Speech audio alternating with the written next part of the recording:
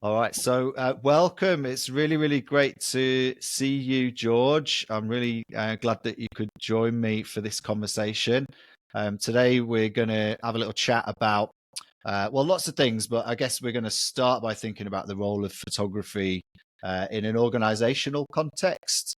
So, I talk a lot in my work about using photography and things like Photovoice in community settings as ways of helping people talk about things that are important to them and share their stories and generally just a different way of communicating. But I've over the last sort of 12 months, I think I've been getting really interested in the way that uh, that same approach could sort of work inwardly in organizations as well, because I've always thought, organizations are just sort of people coming together to do stuff, aren't they? Just maybe in Yeah. a more formal way than people do in communities. So we've got lots and lots of things that I think we can talk about to explore that. But perhaps if you want to introduce yourself, maybe tell us a little bit about the work that you do, that would be really great. Yeah, no, thanks for having me, and it's really nice to be here. So I'm Georgina Clarke, and I work for Ascent Wellbeing. We've been going about 4 years, and our mission is to transform workplace cultures by embedding psychological safety into existing systems. So, when we work for companies, we find that often well-being and psychological safety almost sits outside of everything else, whereas we all know it's embedded into everything. So we go into organisations and try and look at what they're currently doing and build on what's going well, but then also look at what else. And staff voice and hearing stories and voices is very much part of that. Hence, how you and I have been connected for so long. Um, the other thing we do is very much based on strengths and looking at. If you ask somebody what a strength is, even people would have all sorts of different definitions. But it's about really what sort of energizes us and motivates us and drives us to do what we do and have sort of purpose and meaning in our roles. We tend to work more with corporates, although I have a very strong community background. So I've done a lot of community development and asset-based community development, which is very much about building strengths in communities. So we look at corporates in terms of looking at what energizes the teams that they're in and having a language to do that. How do you feed back to each other on your strengths? How do you know what your own strengths are? And we find sometimes that's a barrier in itself in terms of people not really noticing what energizes them. So yeah, that in a nutshell, that's what we do at Ascent, and my background's very strong on community, so I'm Mm. quite passionate about that, hence loving what you do. Oh, well, thank you. That's very nice of you to say. Yeah, well, I know when we first sort of, I can't remember when we first got into conversation actually, but it, that's definitely when I encountered what you described as psychological safety. I don't think I'd really sort of was perhaps aware of that as a thing. Could we chat about that? It is probably one of those terms that can feel a little bit alienating. I think people are thinking, what exactly is that? And I mean, well-being, the terms well-being and psychological safety, definitely overlap. Mm, We're doing a big project at the moment, actually, with the NHS, looking specifically at psychological safety. And how we're defining it is some of the leaders in the field have definitions. So there's Amy Edmondson, William Kahn, who've done a lot of research around psychological safety, and they describe it as that ability to have a voice really and be authentic, but to be yeah. able to speak up. And that could be with concerns, or we've all sat there in a room with power dynamics in a meeting, and we're not able to say what we really want to say.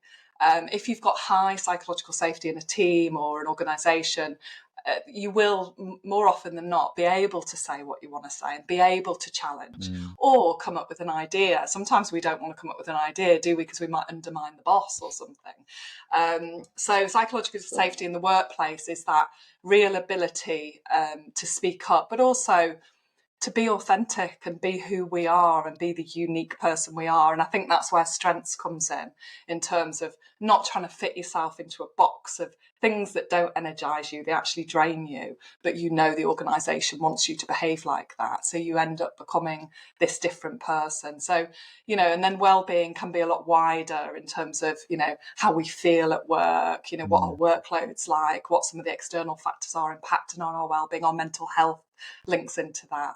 So, all these expressions, they have definitions around them, but they kind of overlap in lots of different ways. Immediately, I'm sort of thinking about past experiences, good and bad in different organizations. Yeah. And I've often thought, especially in the sort of social sector or in community sectors, organizations that show up in that space are often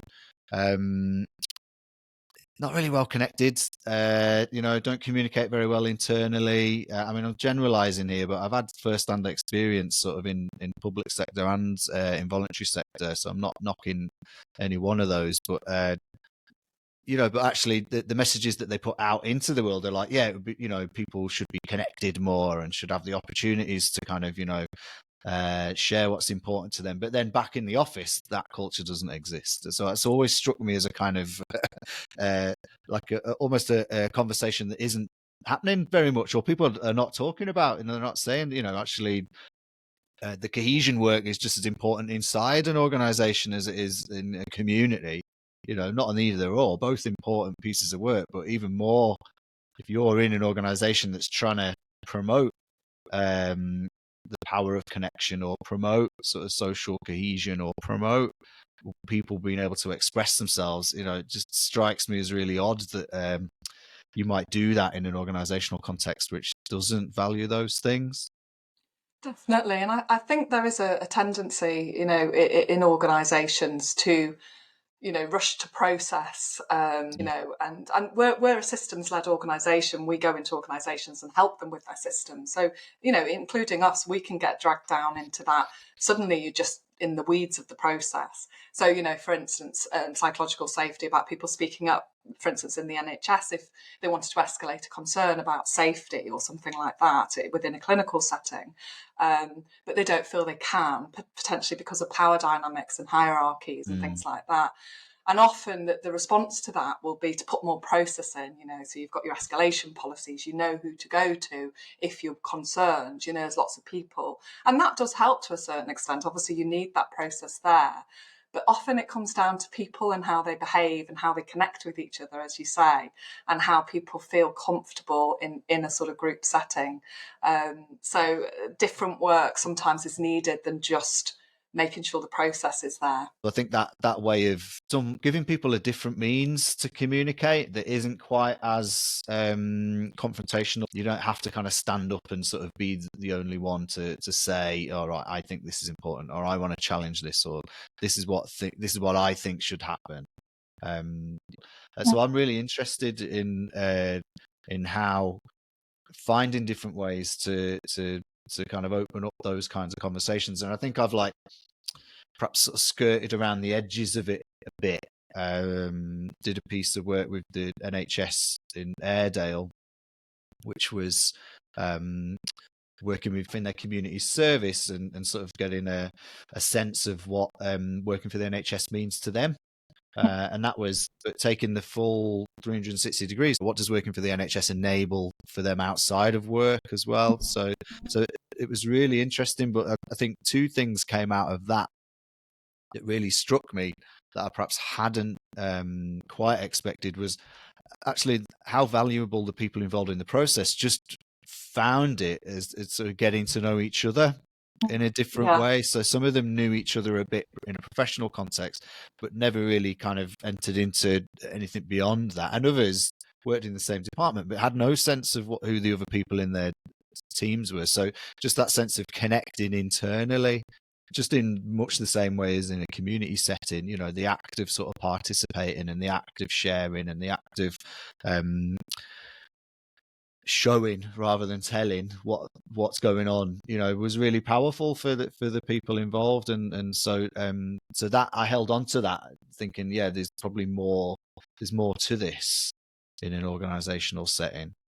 Yeah, and I think that's why, and I think we've talked about this before, sometimes it is difficult with the work that we do because not all of it is just about those outcomes that, the commissioners, want Mm. so badly and, are important. But a lot of it is about that process, and it is a process to build that trust with people and sort of share those connections, and that's sort of the bedrock really of good performance and well-being within a team, to actually understand each other more and know what motivates you. And I think that's in a way where strengths comes in, and that's why strengths is sometimes for us a little bit more of a difficult sell, because it is more about the process and building that trust in a team, which Mm. often, and depending on our strengths as well. And if you get leaders who have strengths that are much more results focused, and they're doers and they want to do stuff, they're not as gravitating towards that process of let's take some time and understand each other and see what motivates us, what energizes us, where we really come alive and shine. And then through that process, you're much more likely to get the best out of people because they feel natural, they feel authentic, they feel they're genuinely being valued for who they are, rather than that sort of tick box approach of, oh, you've done a great job because I Mm. need to show that recognition and reward, and that's what good leaders do. It's actually, do I know my team? Do I know what energizes and drains them? And do I notice it? And do I feed back to them specifically on how that's helpful to our team goals? And that's why you need to spend a bit more time on the process, which I think, organizational systems and people in it and tend to gravitate towards results. Fair enough that they're under a Mm. lot of pressure.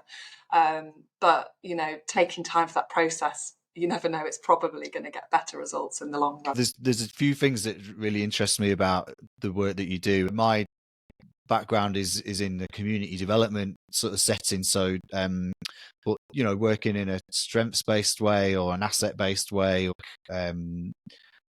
that understanding of how important it is to kind of recognize strengths and start with strengths. And so I think I find it fascinating that you're applying that way of looking at things in a corporate setting, but then it sort of prompted a little smile when you said about but the challenge with that is the organizations possibly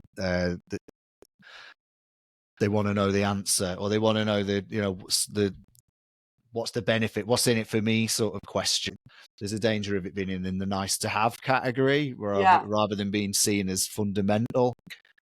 I don't know what the challenge is really, whether that's to do with the culture or the mindset, or just the kind of way things have developed over time, within organizations, or if it's the way that things around strengths are communicated, or maybe it's both.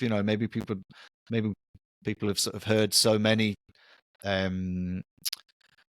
ideas put forward as like, this is the way to do it, Yeah, this is going to exactly. be the Yeah. answer, this is the kind of silver bullet that you've been looking for. and Listen to me. when Yeah. really there isn't one, is that Yeah. there No. isn't a silver bullet. It's not a case of like, if you do XYZ you will get these results guaranteed, sort of snake oil sort of thing. So I think is it a case of overcoming some of those sort of suspicions or things that hold people back? Every company's different, just in the same way every community is different. It's a kind of collection of people. Definitely. I think so. I mean, I think that, for what we do in psychological safety and well-being and strengths, there is an awful lot of data out there to say, you will get a return on investment. So I think, some of the data says if you spend £1 on mental health in your organisation, you'll get up to £10 or £11 back on that, And similarly, there's quite a lot of research in strengths to show that it, really affects productivity, performance, engagement, all of those things that leaders want in their organisations. But I think sometimes there is a bit of a disconnect between that high-level data and, what's happening in your team on the ground. And I think people want to see that real change in real time in their team. And I think once they start to see that, they understand the benefits. But it's that thing sometimes of having to experience Mm. something before you believe it, isn't it? And when we do the work, especially for some people, it's very eye-opening, and it's sort of almost like life-changing in terms of being able to use their strengths, because it isn't all, we specialize in positive psychology, which is science-based, but it's almost the wrong terminology. Positive psychology, it's not. It is a positive and strength-based framework, but within that, some of the challenges and negativity do come out. So, for instance, we talk about strengths in overdrive. So, we work with someone who had compassion as a strength and was a very compassionate person, but had found themselves becoming a bit of an agony aunt at work. And then that leads to sort of extra pressure and stress and sort of not getting your job done, going home late, things like that. And once you start to recognise and label that strength as, this is a great thing, but there's the self-compassion as well, and there's the putting those boundaries around it. And then you can put in just very simple things around boundaries to sort of make the most of that strength at work without it sort of draining you. Because that person particularly, said to me, why, if compassion is my strength, why is it draining me? And I think sometimes that's when strengths go almost too far. So it's having that that self-awareness as well can really help you and how you feel, and also your wider team and the organisation as well. Like, words are really great for communicating, but actually they're always a shorthand, aren't they? For there's always more to it. So, like you said, with positive psychology, I could see that again, just comparing in a community setting. You can see how potentially, there are small numbers of people who maybe have the confidence or the connections or the experience or just the passion to kind of put themselves out there in a community and be super active and kind of do lots and lots of things. And that is a strength, right? But at the same time, yeah, if it leaves you feeling burned out, or it leaves you feeling drained, or if you become the go-to person for any kind of change in your community, then how sustainable is that? And and so it's about kind of growing, helping others to kind of be proactive as well, isn't it? And so it's not only self-reflection, it's kind of collective reflection as well. It's kind of like, Yes. how are we all interacting? How do we bring each other to make the most of our strengths, but not also lean into other people in a way that might impact them negatively or take advantage. Yeah, definitely. We've talked about in the past, the sort of synergy, I suppose, between photo voice and strengths. And I do think, because we talk about psychological safety and well-being, and the staff voice is so much part of that. We will often say to leaders, you can't go in your boardroom and write a wellbeing strategy for your staff. It has to be something that's co-produced.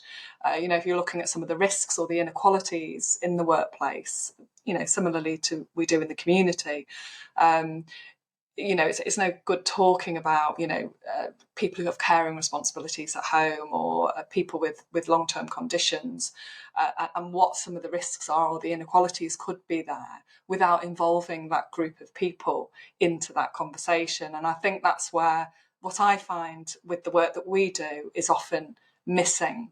So that we will have a staff survey that actually, has, sometimes 80 questions, and then it's rag rated, and then it's so sort of watered down and diluted. So say 70% of your staff feel safe to speak up. What does that really mean? The other 30%, what kind of time are they having? Yeah. Is it just that they don't feel that safe, or they feel pretty safe, or is it that they're having a miserable time? And so, and I think the stories help with that, and some of that qualitative. And that's why I really think, with you saying before about the photos maybe being a different way. Because I think the other thing, if you think about community and organisations, I've often thought they're very separate, but actually the people who are living in communities are going to work, so it's similar people. And how do how do those people engage? Sort of what motivates them? And I often think, I mean, I went to this parents' evening for my daughter when she was little, and I work in quite corporate environment. I always have done to some extent, where you go into conference rooms and you have flip charts and all of that. But I was quite horrified because I went to a sort of parents' evening and we were in a big community hall with kind of round tables and chairs.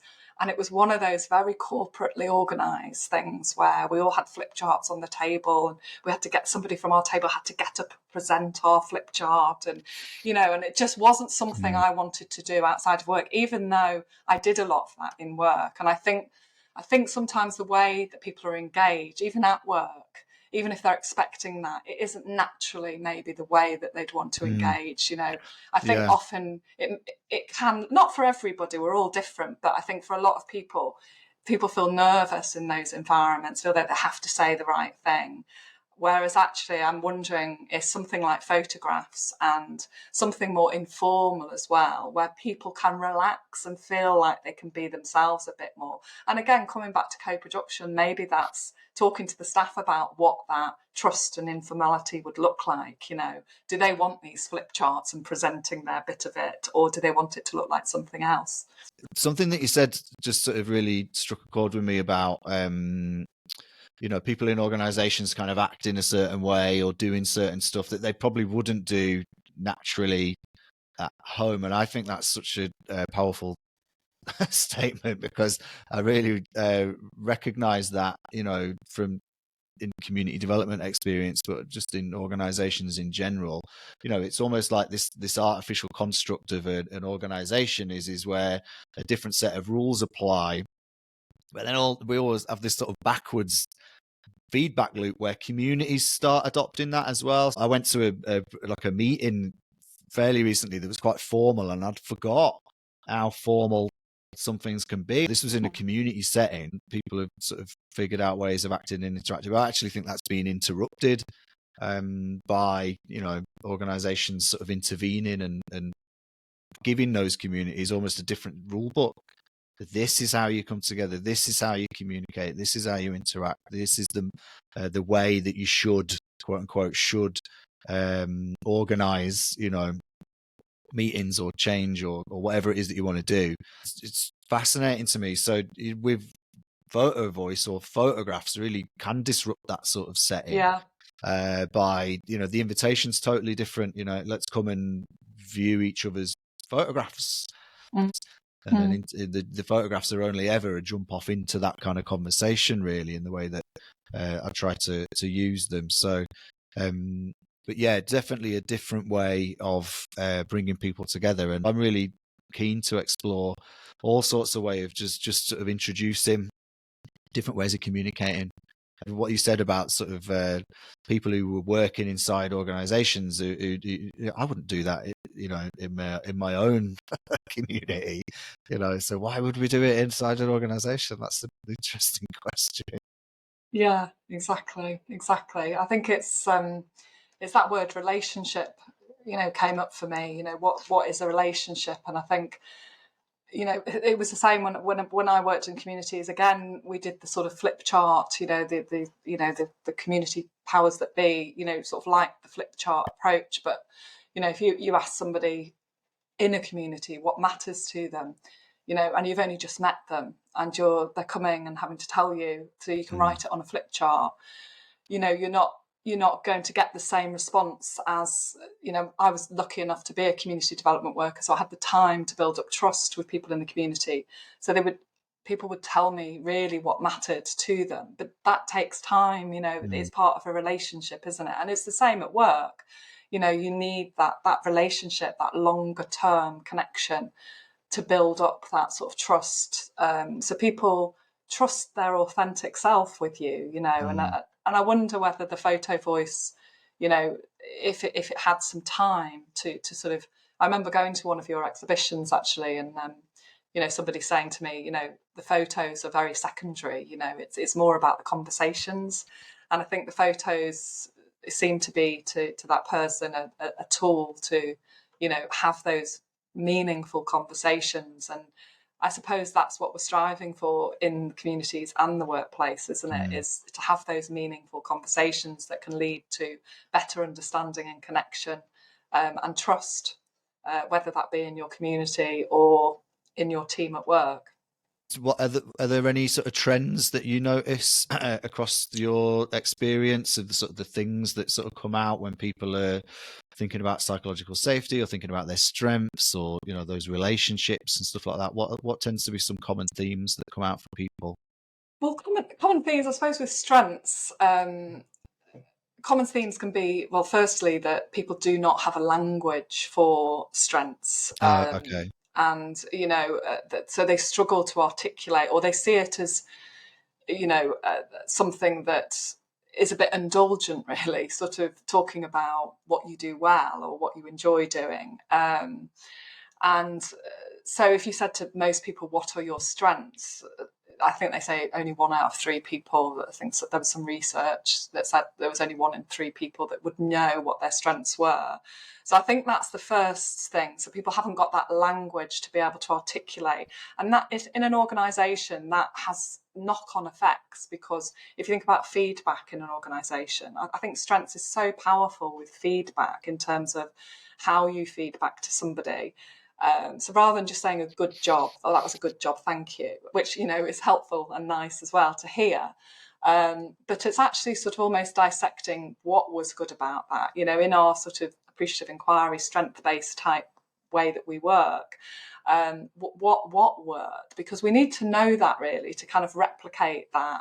And also to make sure that people are equipped when they're doing different tasks. If it's something that really drains them or makes them really nervous and anxious, would it be better to have somebody to go with you to do that job, especially to begin with, who's got that sort of more energizing strength? So that could be something like courage is one of the strengths that we talk about. That courage to push back in a meeting, especially when it's complex and political. There are some people who can navigate that particularly well. And there's other people who they'll be drained for a day after a meeting like that. So it's actually recognising that, and that's okay. But, it takes some courage in itself to be able to expose that sort of vulnerability. And so you need that trust as a team, because it's okay if having that courage to push back drains you, because you have other strengths that are going to really help our team. And actually, are we using those strengths enough? Could we, rather than using all your energy on this, could we be using your energy on something else? Another sort of theme is that people who are good at things tend to get wheeled out to do them. So we met somebody who was always asked to do presentations because he gave great presentations. But when we sort of dug down, it really drained him to do them. He didn't enjoy it. But he was doing them more and more and more because he was good at them. So that knowledge, enabled the team to look at who else might be energised by that. So we do this profile, and we talked to a guy who had strategic mindedness as came out of this profile as energising. And he didn't even really know what strategic mindedness meant or what a strategy meant. But he really had that energy around looking at the future, looking at joining the dots. So actually, once you know what someone's energizers are, that's good to have on your radar, because you can build skills and knowledge around that. So actually, once you know they've got that energy, they can maybe come and learn a little bit more about strategy.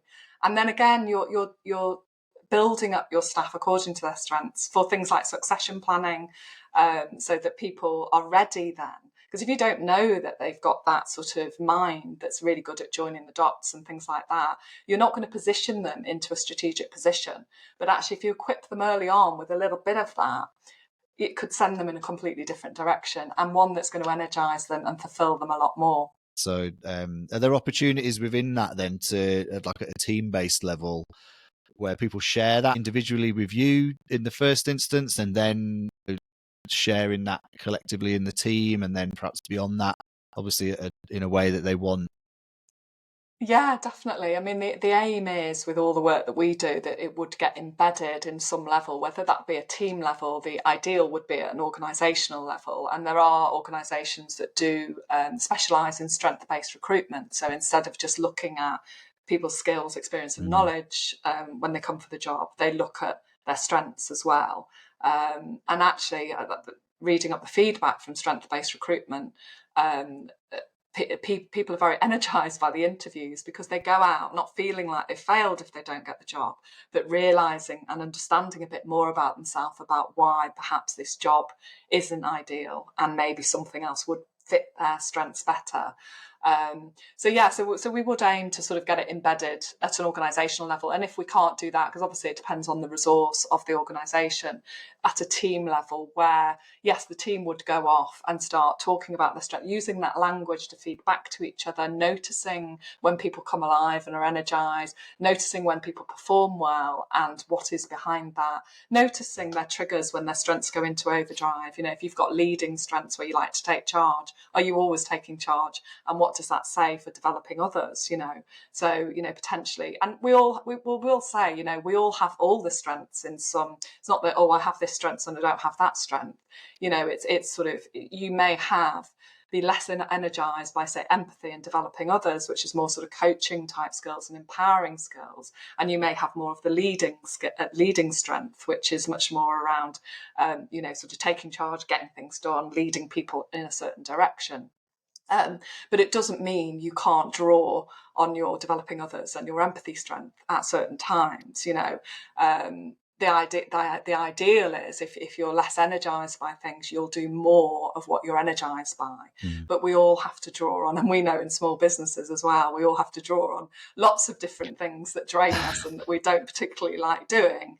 But in a team at work, if we can shift it so people are more in their natural, authentic self, then that's the goal, really. I guess what we're saying then is that the context might be different in a community setting versus an organisation setting. But actually, there are lots and lots of similarities and lots of crossover in terms of the ways that people can come together, sort of collaborate for change. And just hearing you describe the process that you would take a team through felt really, you know, absolutely similar process. You could see a group of people coming together to collaborate for change in their community. You know, what skills have we got in the room? Who's missing from the conversation? How might we bring each other along? How do we avoid burnout? And how do we make sure that we're not relying too much on one or two people? We're making this a kind of collective effort.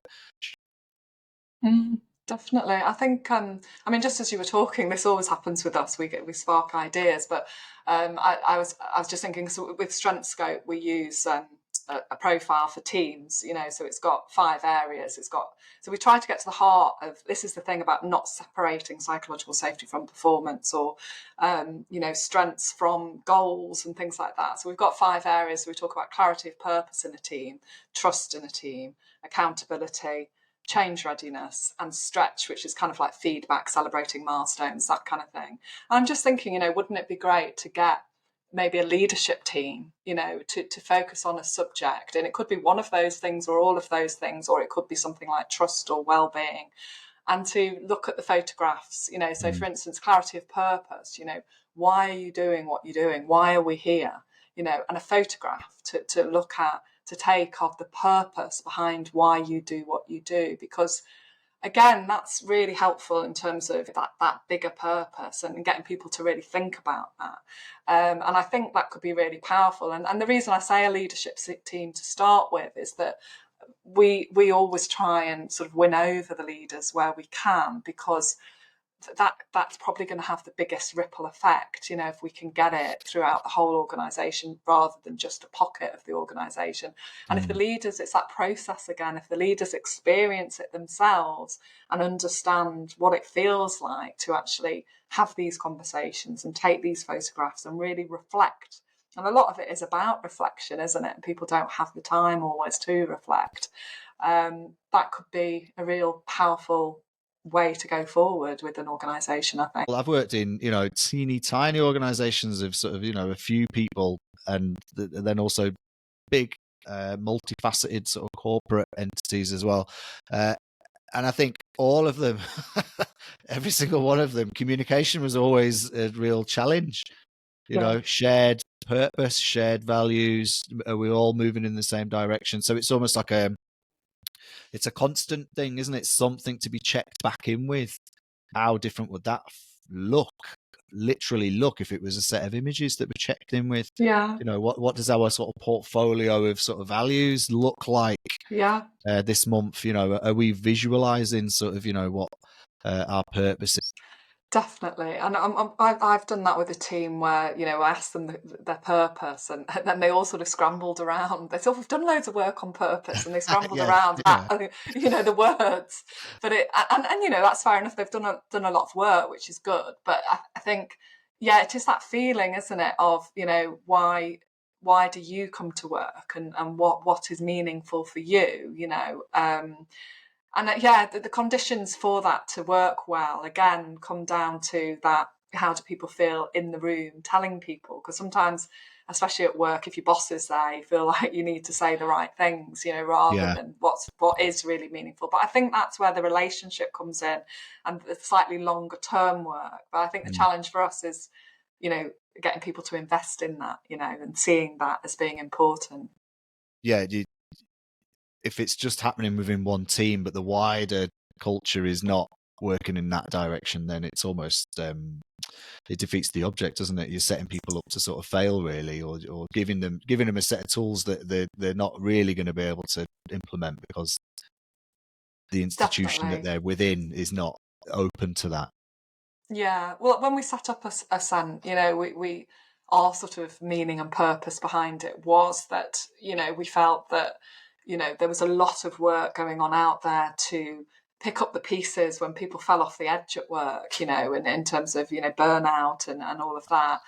So, people have employee assistance programs that provide counselling and things like that. Or, my favourite was sending someone on a resilience training course to be more resilient, to come back into Mm. an environment that perhaps was going to push them over the edge. So I suppose our sort of thinking was to look at the environmental factors that actually impacted and trying to make them better, in that preventative approach where, people felt good in the first place and felt happy in the first place and were less likely. And their workloads were reasonable and all of that kind of thing. I think, what we found is, those organisations that really need that sort of help perhaps aren't ready for that sort of change. So I think we're sort of getting better now at looking at, who is ready for the change, which does sometimes lead you to work with organisations who are already doing it all quite well and perhaps have higher levels of psychological safety at work. But you can't force change. We know that you have to work with people who kind of want that change. So I think, and also the other thing is, we don't want to go into organisations and talk to staff and then there's no change, because in some ways that breaks down trust even more, because staff feel as if, we're telling you, and we've told people before, and nothing's going to change. So I think we're looking at getting better at that as well. Or- Yeah, I mean, it's a journey, isn't it? Like, life's a journey. I think I worked in the public sector for a long time. Probably now it's probably 20, 25 years I've been working in the public sector in lots of different roles. So, I've worked in communities quite a lot. I've run children's centres out in communities, done community development. So community was always at the heart of it, really, but also health was as well. So I did, done quite a lot of qualifications in health promotion and things like that, and worked with the NHS. So I worked for councils and NHS where we worked on sort of health inequality projects, and health inequality has really been a theme throughout the whole of what I've done.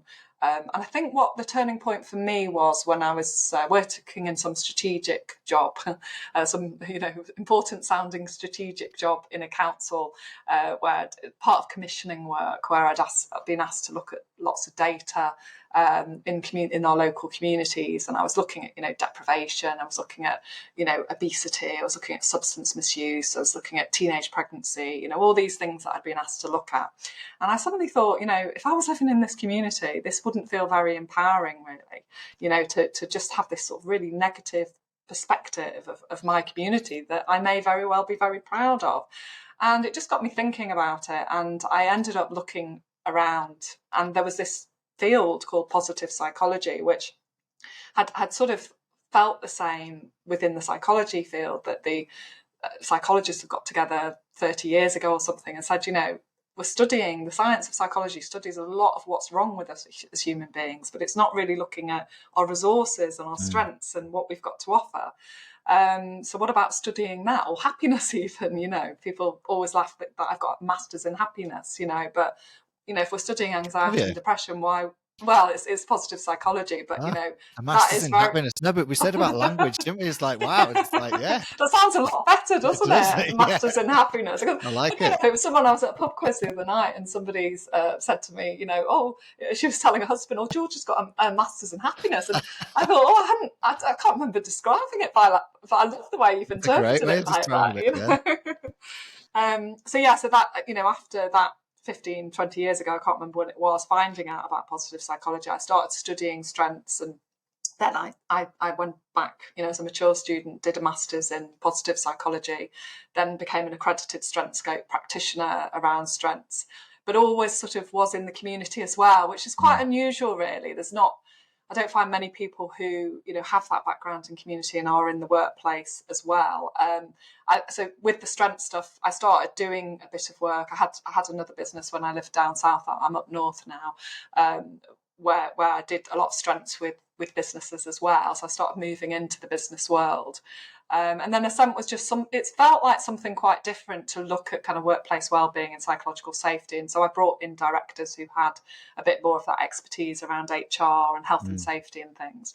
But actually, as I said, it hasn't really been that much of a change, really. And I still do some of the asset-based community stuff, but the workplace wellbeing stuff, I suppose if you bring it down to happiness, that's maybe the thread, between communities and workplaces. It's about us being healthy and happy, isn't it? And feeling like we have a voice and we can be authentic.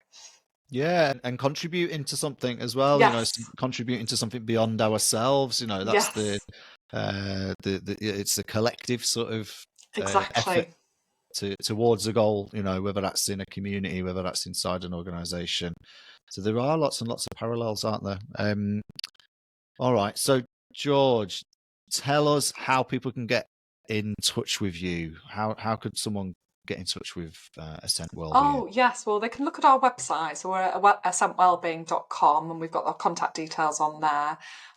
Or connect with me on LinkedIn. I'm Georgina Clarke from Ascent on LinkedIn. Ascent Wellbeing are on LinkedIn as well. We're also on Twitter and Instagram as well, Ascent Wellbeing. And that's ASCENT, like going up a hill for people who aren't sure. Yes, so no, it'd be great if anybody wants to get in touch. I'd love to hear from you.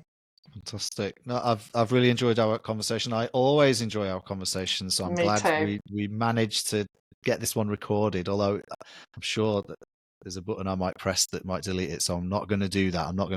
But I really, really appreciate your time today, and Oh, thank thanks you, for Chris. chatting with me. Thank you. It's been brilliant. I always feel energised after talking to you. So that's one of the things I notice that I'm energised after doing.